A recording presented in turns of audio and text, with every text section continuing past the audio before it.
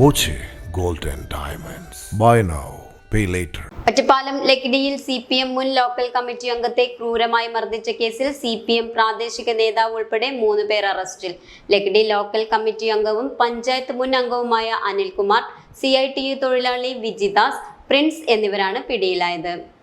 ലക്കിടി തെക്കും ചെറോട് സ്വദേശിയും പാർട്ടി അംഗവുമായ സുരേന്ദ്രൻ ആക്രമിക്കപ്പെട്ട കേസിലാണ് അറസ്റ്റ്.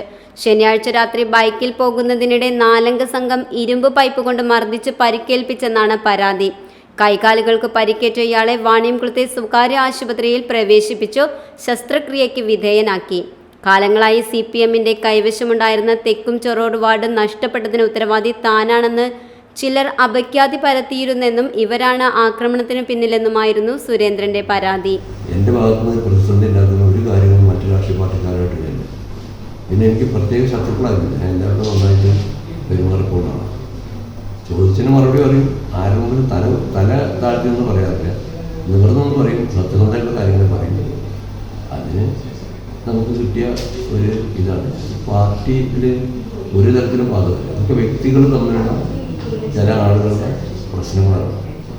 അപ്പോൾ ആ വ്യക്തികൾക്ക് നമ്മളോട് തീർക്കാൻ പറ്റുന്ന ചില കാര്യങ്ങൾ ചില ക്രിമിനലുകളെ വെച്ച് നമുക്കെതിരായിട്ട് പ്രവർത്തിച്ചു എന്നുള്ള കാര്യത്തിന് യാതൊരു കുഴപ്പമില്ല.